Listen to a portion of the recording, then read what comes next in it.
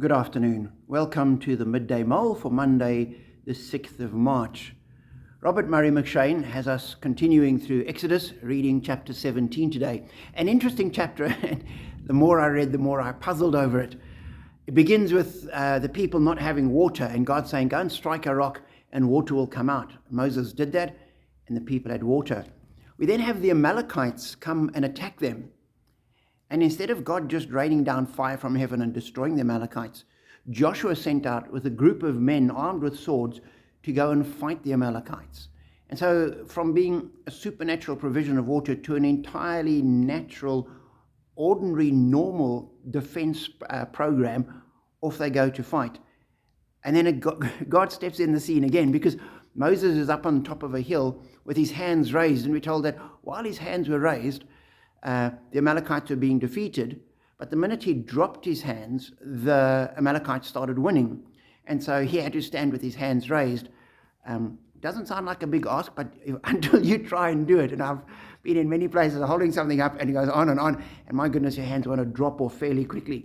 And that was Moses' situation.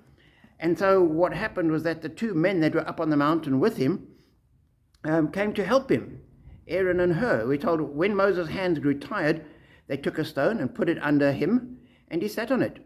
Aaron and Hur held his hands up, one on one side, one on the other, so that his hands remained steady till sunset. So Joshua overcame the Amalekite army with the sword. And I thought, here again, you have this miraculous aspect as Moses' hands are raised, and then when he gets tired, a completely normal, natural, well, sit down, let us hold your hand up so that they remain lifted.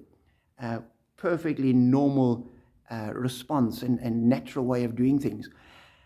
And as I was pondering this, I thought, it's very easy for us to think God works in a specific way. And we would like to think that we see God in the miraculous. When water gushes out of the rock, that's God. But also when Joshua goes with all his swords and his armed men and they fight the Amalekite, that's also God. And Moses raising his hands, that's sort of God working through him. And then Aaron and Hur holding his hands up, that's also God inspiring them and using them in perfectly natural things. And so as we serve God, sometimes our service might well be supernatural, but so often it's going to be using the sword. It's going to be providing some place for someone to sit and then holding their hands up so that God will continue working. Why it is that way, I have no idea.